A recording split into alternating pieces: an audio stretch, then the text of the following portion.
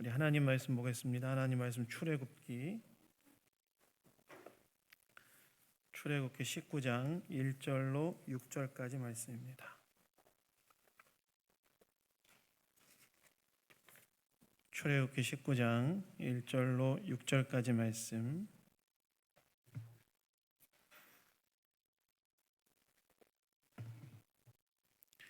출애굽기 19장 1절로 6절까지 말씀 다 찾으셨으면 저와 교독하도록 하겠습니다.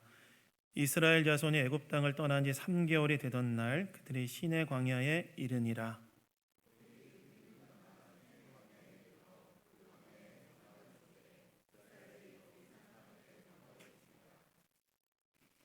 모세가 하나님 앞에 올라가니 여호와께서 산에서 그를 말씀하시되 너는 이같이 집에 말하고 이스라엘 자손들에게 말하라.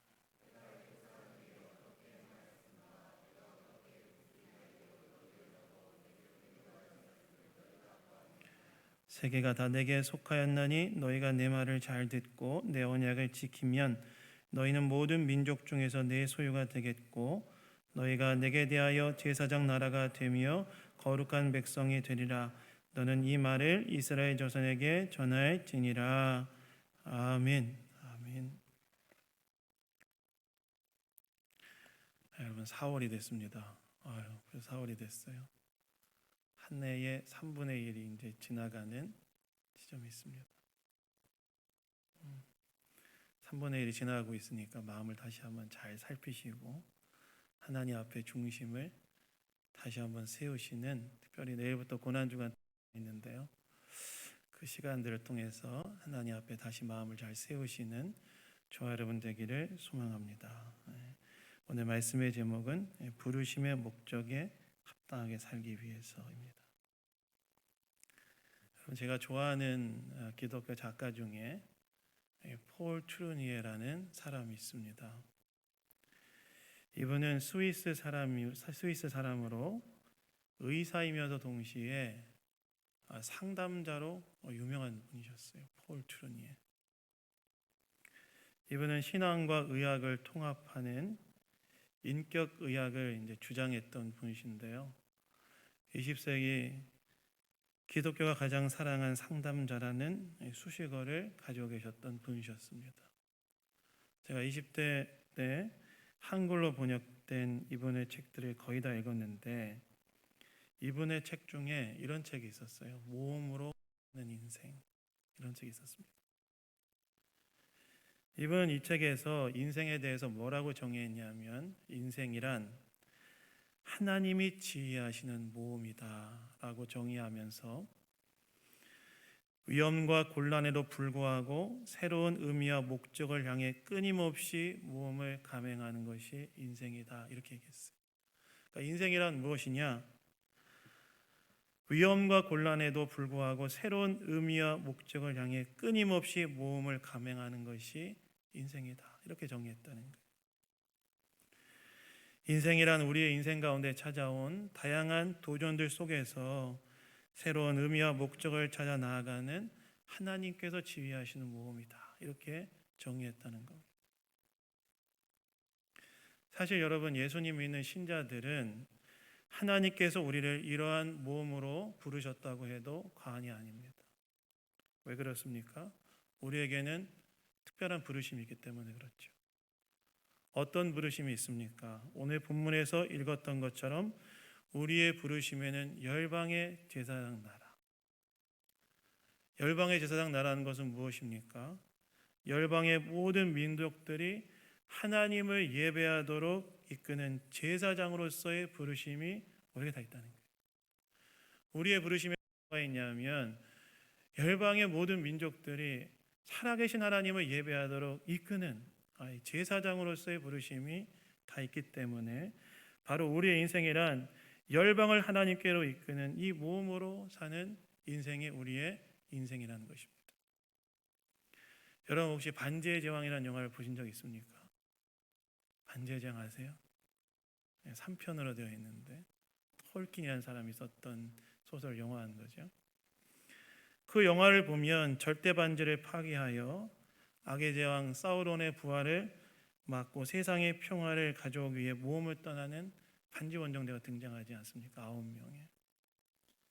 마치 이런 반지 원정대처럼 우리 인생도 열방을 하나님께로 인도하기 위한 모험을 감행하는 모험으로 사는 인생이 바로 우리의 인생이라는 것입니다. 얼마나 재밌고 즐겁습니까? 때로 거기에는 기쁨도 있고, 때론 위기도 있고, 때론 감사도 있고, 때로 배신도 있고, 때로 슬픔도 있고, 때로 두려움도 있지만, 그러나 그 모든 것이 바로 하나님의 지휘 아래 진행되어지는 우리의 인생의 모험이라는 게 얼마나 즐겁습니까? 이런 모험으로 사는 인생을 내가 살고 있구나. 얼마나 즐겁습니까? 그러면 우리는 이 모험을 어떻게 감당해야 되는가? 특별히 부르심의 목적에 합당하게 살기 위해서 우리는 어떻게 해야 되는가? 우리 오늘 이 출애굽기 19장 말씀을 통해서 이에 대해 한번 생각해 보기를 원합니다. 첫 번째는요, 이 부르심의 목적에 합당하게 살기 위해서는 우리가 뭐가 필요하냐? 하나님의 약속을 붙드는 것이 필요하다. 하나님의 부르심의 목적에 합당하게 살기 위해서 우리에게 뭐가 필요하냐면 하나님의 약속, 우리를 향한 하나님의 약속을 붙드는 것이 필요하다는 것입니다. 여러분, 오늘 본문 1절과 2절을 보시면 이스라엘 백성들이 시내산 앞 시내 광야에 도착해서 거기에 장막을 쳤다고 나옵니다. 이스라엘 백성들이 출애굽한 이스라엘 백성들이 그들이 1차적으로 도착해야 했던 1차 목적지 시내산에 드디어 도착했다는 거예요. 드디어 딱 도착했다는 거예요. 그런데 여러분 1절과 2절을 보시면 출애굽기 저자가 이스라엘 백성들이 시내산에 도착했다는 것을 반복해서 이야기합니다. 2절인데 2번이나 반복해요. 이스라엘 백성들이 시내산에 이르러 그 앞 시내 광야에 장막을 쳤다라는 이 내용을 2번이나 반복해서 이야기하고 있다는 겁니다. 여러분, 반복은 무엇일까요? 반복은 여러분 무엇을 말하냐면 반복은 강조를 뜻하죠. 강조. 즉 출애굽기의 저자는 이스라엘 백성들이 시내산에 도착했다는 것을 좀 강조해서 독자인 우리에게 이야기하고 있다는 거예요. 여러분, 왜 출애굽기 저자는 이스라엘 백성들이 시내산에 도착했다는 이것을 강조하고 있을까요? 그것은 이스라엘 백성들에게 있어서 시내산이 가진 역사적 중요성 때문에 그렇습니다. 왜 그렇습니까? 시내산은 이스라엘 백성들에게 어떤 곳이었죠? 시내산은 이스라엘 백성들에게 그들이 하나님의 백성으로서의 정체성이 형성되어지는 곳이 시내산이었습니다. 그래서 여러분 시내산에 도착한 이스라엘 백성들은요, 시내산에 얼마나 머물렀냐면 1년 가까이 머물렀어요. 1년 가까이 이스라엘 백성들이 시내산에 머물면서 뭘 했냐면 하나님과 언약을 맺고 하나님의 언약 법전인 율법을 수여받았고 성막을 짓고 예배를 드리기 시작했습니다. 그러니까 이스라엘 백성들의 정체성이 형성되었던, 하나님의 백성으로 정체성이 형성되었던 곳이 바로 이 시내산이었기 때문에 시내산이 가진 역사적 중요성 때문에 출애굽기 저자가 시내에 도착했다, 이것을 강조해서 이야기했다는 것입니다. 그런데 여러분, 이것은 한편은 이스라엘 백성들이 시내산에 도착했다는 것은 하나님의 약속이 성취되는 것을 뜻했습니다. 왜요? 출애굽기 3장을 보시면 하나님께서 모세를 부르실 때 하나님이 모세에게 무슨 약속을 하셨냐면 이런 약속을 하시는데요, 제가 읽겠습니다. 내가 반드시 너와 함께 있어 내가 그 백성을 애굽에서 인도하여 낸 후에 너희가 이 산에서 하나님을 섬기리니 이것이 내가 너를 보낸 증거니라, 이렇게 말씀하셨어요. 하나님께서 시내산에서 모세를 이스라엘을 출애굽시키는 것으로 인한 소명으로 부르실 때 무슨 약속을 하시느냐? 내가 너와 만난 이 시내산에 이들을 데리고 올 것이다, 약속하였다는 거예요. 하나님께서 모세를 부르실 때 무엇을 약속하시냐면 내가 너와 함께 있어, 지금 내가 너와 함께하고 있는 이 시내산에 이스라엘 백성들이 오게 하여 그들이 나를 할 것이다 라는 것에 대해서 약속하였다는 거예요. 그런데 그 약속이 실제로 오늘 본문에서 성취되었다는 거예요.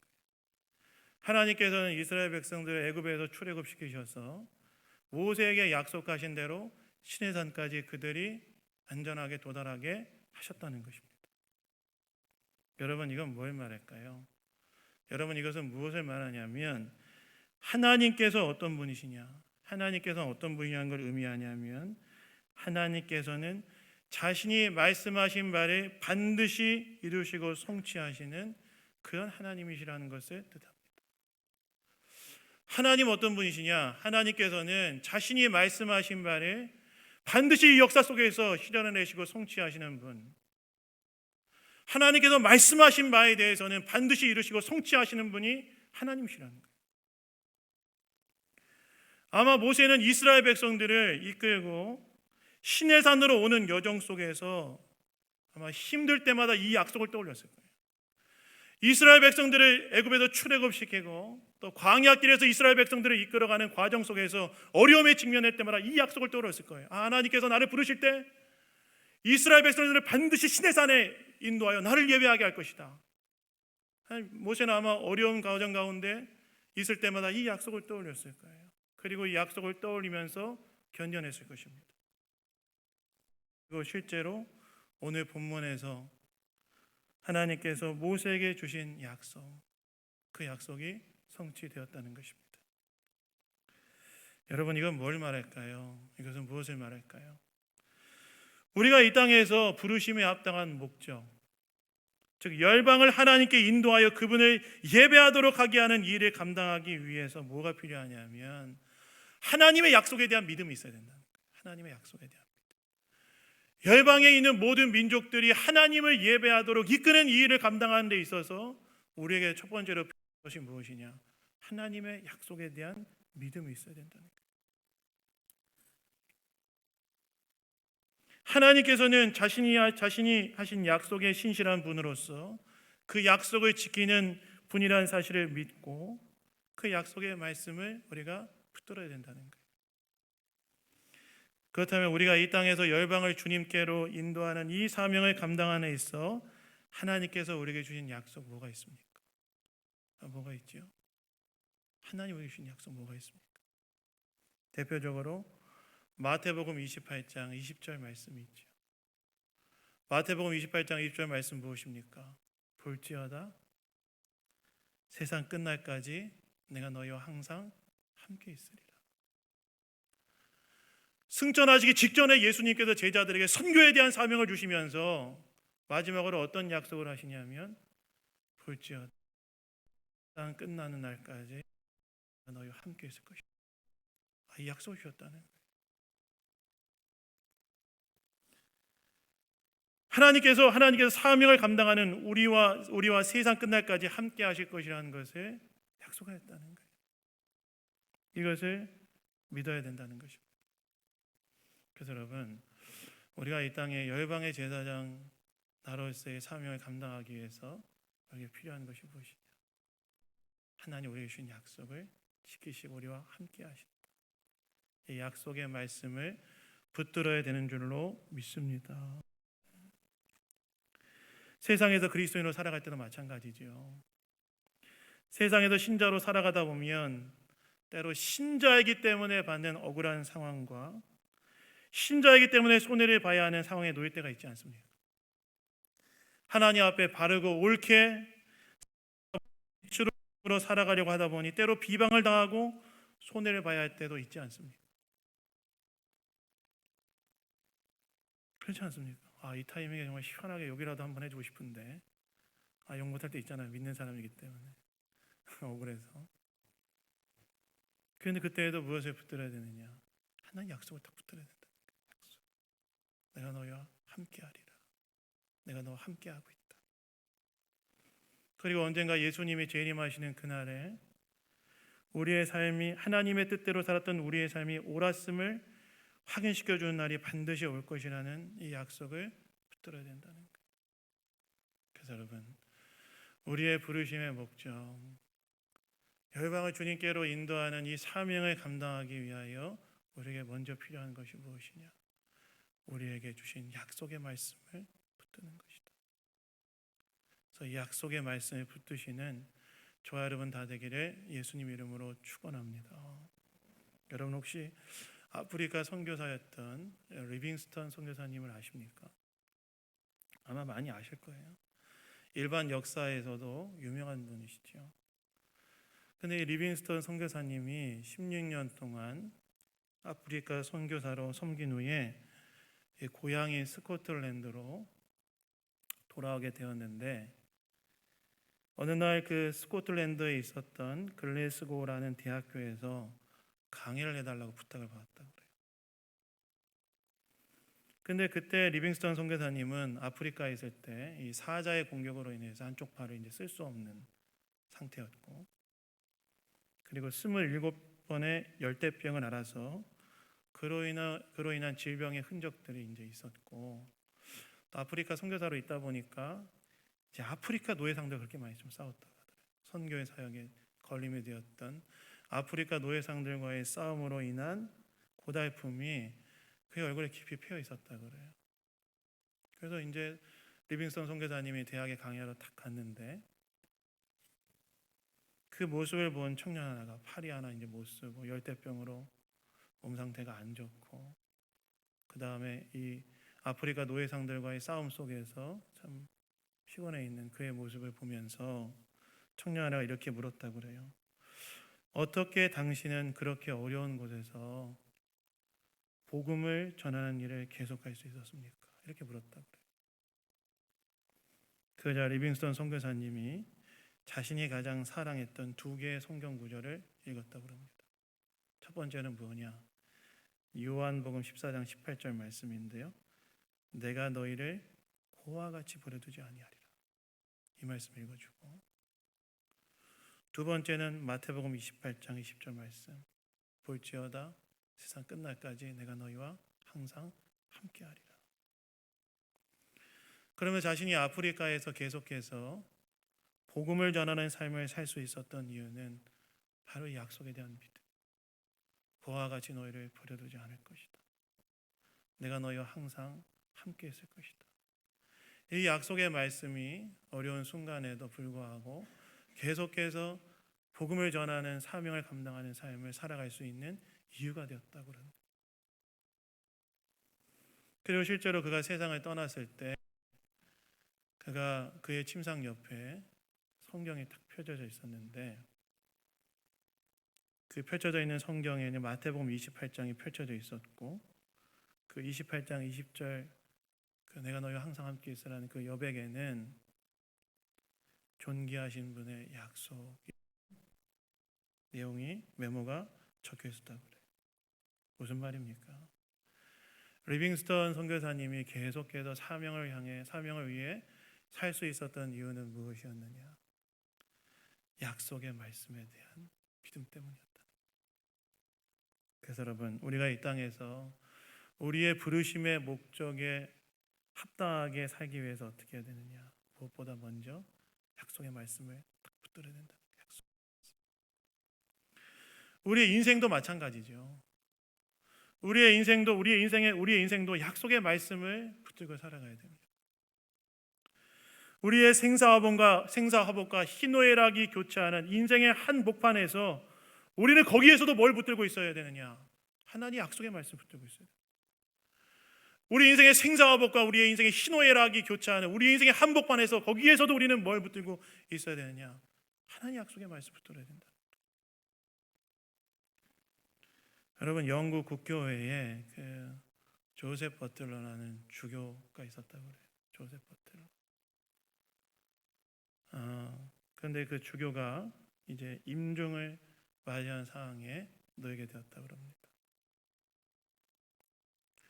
그래서 이 임종을 지키기 위해 친구 목사가 이제 옆에 이렇게 딱 앉아 있었다고 그러는데요. 이 버틀러 주교가 이 친구 목사에게 이렇게 말했다고 합니다. 뭐라고 말했느냐? 내가 일생 동안 죄를 멀리하고 어떻게든 하나님을 기쁘시게 하기 위하여 애를 써왔지만 나는 연약한 인간으로서 내가 지금 세상을 떠난다고 하니 내가 천국에 갈 수 있을까 하는 두려움이 드네. 이렇게 했다. 주교였어요. 주교. 성공회는 여러분, 제도는 카톨릭을 그대로 받고 신앙의 내용은 개신교 신앙을 고백하는데, 주교였으면 굉장히 높은 분이시거든요. 근데 임종을 맞이하고 임종 앞에서 친구 목사가 옆에 있는데, 내가 하나님을 기쁘시기 위해 살았지만 내가 연약한 인간으로서 지금 내가 죽는다면 정말 천국에 갈 수 있을까 하는 두려움이 든다. 이렇게 얘기했다는 거예요. 그 말을 들은 친구 목사가 이렇게 말했대요. 아니 주교님 왜 그런 생각하십니까? 예수님께서는 우리의 죄를 속량해 주신 구주가 되시지 않습니까? 그러자 주가 이렇게 말했대요. 그렇지. 예수님께서 참 구주가 되시지. 그러나 내 구주가 되셨는지 어떻게 알 수 있는가? 이렇게 질문했대요. 내 구주가 되는데 어떻게 알 수 있는가? 그러자 옆에 있었던 그 친구 목사님이 이렇게 말했대요. 주교님, 요한복음 말씀을 떠올려 보십시오. 내게 오는 자는 내가 결코 내어 쫓지 아니하리라고 예수님 말씀하지 않으셨습니까? 그러자 그 말을 들은 주교의 얼굴이 평안하게 바뀌더니 과연 그렇군. 내가 성경을 수천 번 보았지만 이제 그 구절의 뜻을 분명히 알았다네. 나는 이제 평안한 마음으로 갈 수 있게 되었네 라는 말을 남기고 세상을 떠났다고 그래요. 무엇입니까? 약속의 말씀을 붙들었을 때 마음의 평안이 그에게 찾아왔다는 거예요. 즉 우리의 부르심에 따라 사는 삶, 하나님의 사명을 이루어가는 부르심을 따라 사는 삶도 우리의 인생도 약속의 말씀을 붙들어야 된다는 거예요. 약속의 말씀을 붙들 때 우리가 믿음으로 살아갈 수 있다는 것입니다. 그래서 여러분, 부르심의 목적에 맞는 삶을 살아가기 위하여서 또 인생의 한복판에서 오직 주님의 약속의 말씀을 붙드시는 저와 여러분 다 되기를 예수님 이름으로 축원합니다. 변하는 상황, 변덕스러운 감정이 아니라 자신이 하신 약속의 말씀을 반드시 성취하시는 신실하신 하나님에 대한 믿음으로 약속의 말씀을 붙들고 살아가시는 저와 여러분 다 되기를 예수님 이름으로 축원합니다. 두 번째는요, 부르심의 목적에 합당하게 살기 위해서는 무엇보다 하나님께서 베풀어 주신 은혜를 기억하며 그 안에 거해야 된다는 거예요. 여러분 오늘 말씀을 보시면 이렇게 이스라엘 백성들이 시내산에 도착하자 하나님께서 모세를 산으로 부르셔서 하나님께서 그들을 구원하신 목적에 대해서 이제 말씀을 하시는데, 근데 구원하신 목적에 대해서 말씀하시기 전에 하나님께서 먼저 하시는 말씀이 있었어요. 그 말씀은 뭐냐면 하나님께서 그들을 어떻게 대하셨는지에 대해서 이야기하십니다. 즉 하나님께서 그들에게 베풀어 주신 구원 은총에 대해서 말씀하셨다는 거예요. 그래서 하나님께서 뭐라고 말씀하시냐면 우리 4절이 하나님께서 말씀하신 내용인데 우리 4절을 다 같이 한번 읽어보도록 하겠습니다. 우리 읽겠습니다. 시작. 내가 애굽 사람에게 어떻게 행하였음과 내가 어떻게 독수리 날개로 너희를 업어 내게로 인도하였음을 너희가 보았느니라. 하나님께서 뭐라고 먼저 그들을 향한 하나님의 목적을 이야기하기 전에 하나님께서 뭘 먼저 이야기하셨냐면 그들을 어떻게 구원하셨고 그들을 어떻게 인도하셨는지 말씀하셨다는 거예요. 특별히 하나님께서는 이것을 독수리가 그 새끼를 그 날개에 업어 인도하는 것으로 묘사하셨는데 이것은 뭘 말하냐면 완전한 보호를 말하죠. 완전한 보호. 여러분 지금은 이런 문화가 좀 많이 사라졌는데요. 전에는 아이를 낳고 아이를 키울 때 여러분 어떻게 키웠습니까? 아이를 낳고 아이를 키울 때 어떻게 키웠죠? 다 포대기 아십니까? 포대기 문화가 있지 않았습니까? 아이를 등에 업고 포대기에 싸서 재우곤 하지 않았습니까? 저도 아주 어렸을 때에 어머니 등에 업혀서 포대기에 쌓여 잠들었던 기억이 좀 있어요. 여러분 다들 포대기 경험해 보셨죠? 지금은 포대기 안 하고 다들 뭐 하죠? 요즘 이렇게 해가지고 앉히는 그걸 하는데 아직도 기억이 나요. 어머니가 저를 업으려고 하고 어떤 게 기억나냐? 어머니가 저를 이제 등에 얻으려면 이렇게 업어가지고 이렇게 등에 어떻게 하여간 놀랍게 그걸 하셔가지고 포대기를 이렇게 해가지고 탁 싸서 이제 여기다 탁 꽂고 동네를 돌아다녔던 기억이 아직도 나거든요. 근데 제 기억에 남는 것 중에 하나는 어머니에게 등 뒤에 어떤 온기에 대한 감촉이 딱 생각이 나요. 그러면서 제 마음에 뭐가 있었냐면 아, 평안하게 되게 내가 안전하다는 느낌 속에서 잠을 들었던, 아마 마음의 평안을 그때 느꼈던 것 같은 생각이 듭니다. 어머니 등 뒤에서 뭘 느껴서, 포대기에서 뭘 느꼈냐면 안전한 보호를 느꼈다는 거예요. 근데 하나님께서 이스라엘 백성들에게 그들을 구원하신 목적을 이야기하기에 앞서 뭘 얘기하셨냐면 내가 너희를 그렇게 했다는 거예요.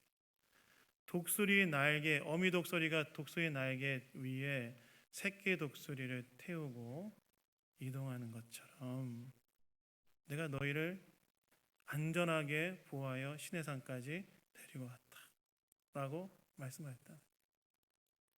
안전하게 보호하셨다는 거예요. 실제로 여러분, 하나님께서 이스라엘 백성들 노예 상태에서 구원하시기 위해 어떻게 하셨죠? 애굽의 노예 상태에서 구원하시기 위해 어떻게 했습니까? 10가지 재앙을 내리시고, 광야 인도하기 위해서 했습니까? 홍해도 가르시고, 마라의 쓴물도 단물로 바꾸시고, 만나도 주시고, 아말렉과의 전투에서 승리하게 하시고, 르비딤에서는 반석에서 물을 나게 하시는 놀라운 은혜를 베풀어 주셨잖아요. 그래서 시내산까지 오게 된 거 아닙니까? 즉 하나님께서는 이스라엘 백성들을 노예 상태에서 구원하시고 여러 위기에서 안전하게 보호하셔서 시내산까지 오게 하였다는 거예요.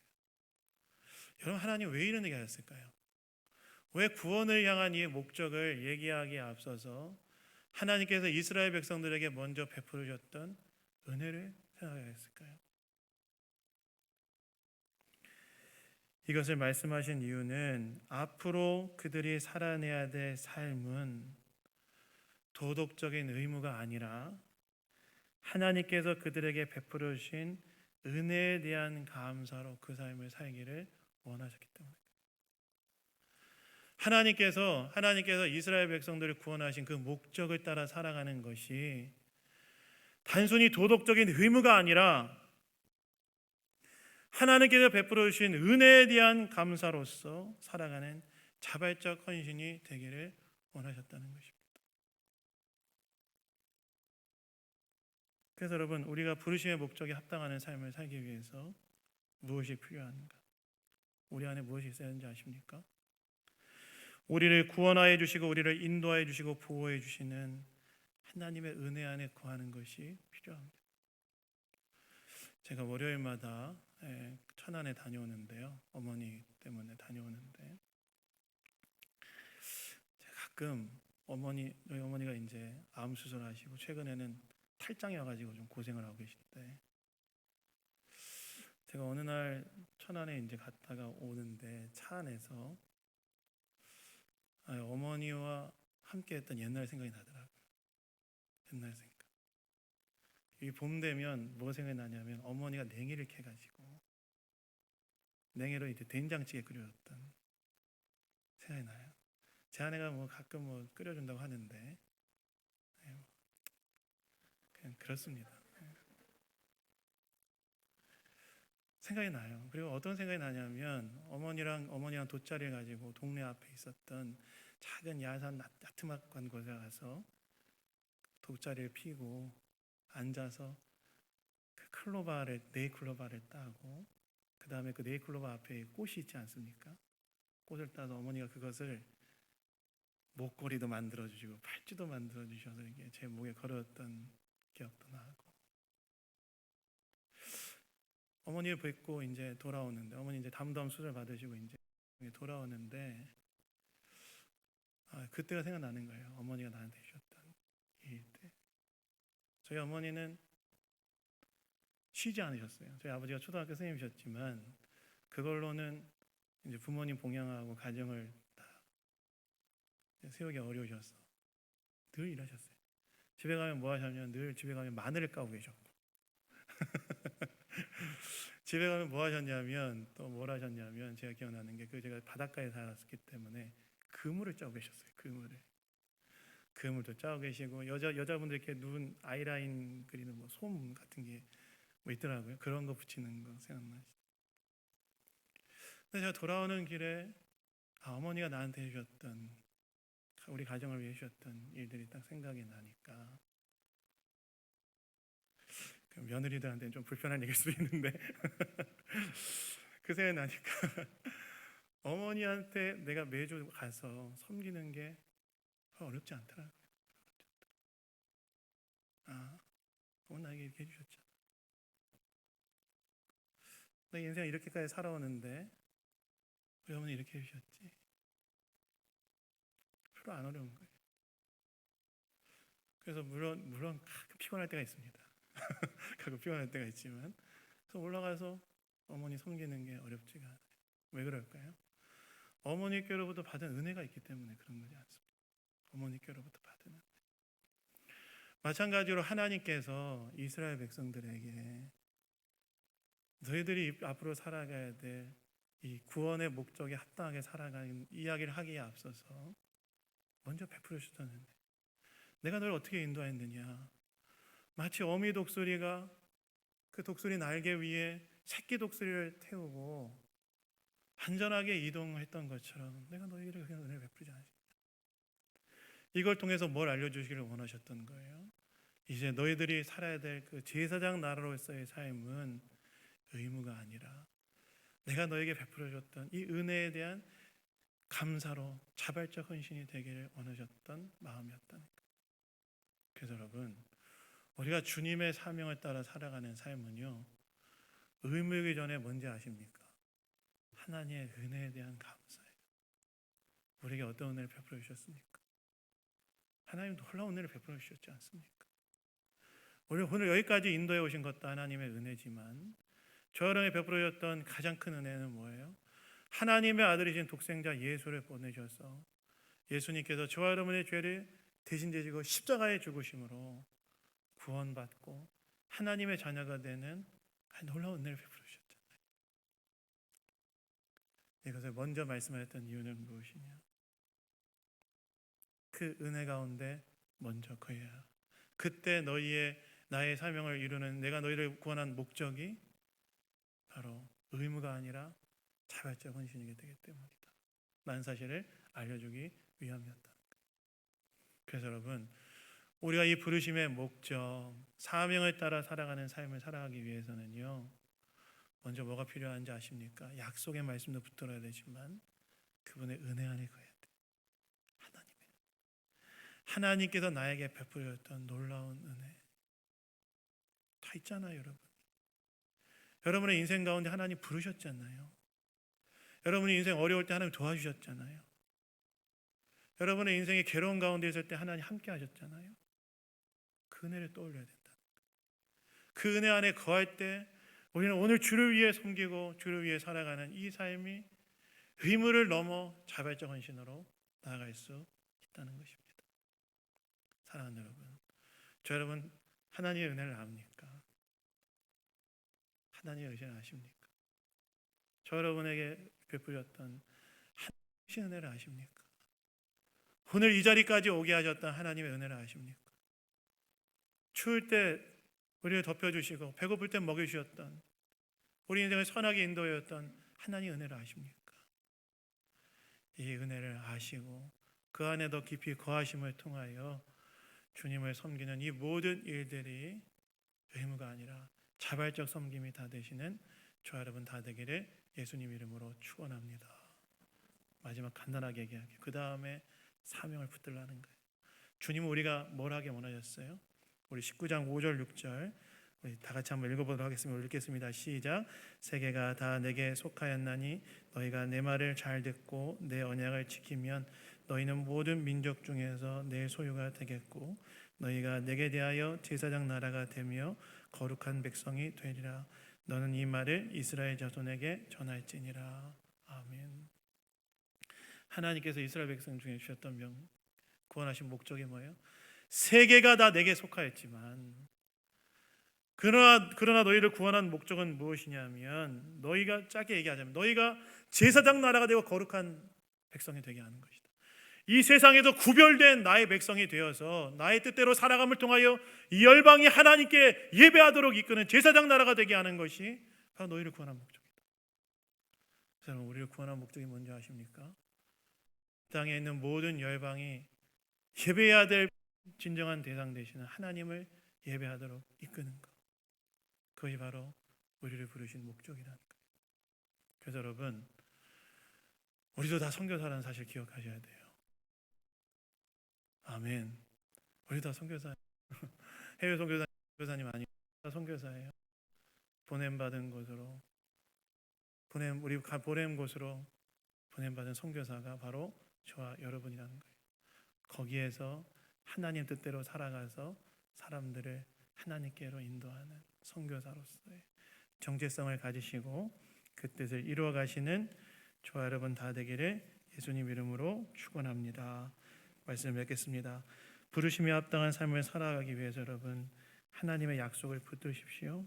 그리고 하나님의 은혜 안에 거하십시오. 언제 어디서든 사명을 붙들고 살아가십시오. 이를 통해 부르심에 합당한 삶을 살아가는 저와 여러분 다 되기를 예수님 이름으로 축원합니다. 자, 우리 기도하겠습니다. 하나님 아버지 감사합니다. 오늘도 말씀을 통해 우리에게 이야기해 주시니 감사드립니다.